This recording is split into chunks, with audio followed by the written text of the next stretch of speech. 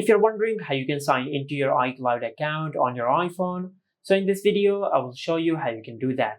First of all, just go to Settings, and under Settings, just tap on Apple Account. Tap on Sign In Manually. Now in this section, just enter your Apple ID.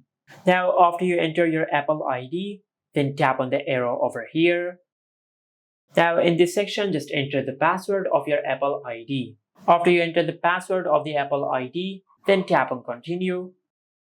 And after you do that, you'll receive a verification code on the phone number which is linked to your Apple ID. Now after you receive the verification code, just enter it over here. Now just wait for a few seconds, then tap on Continue.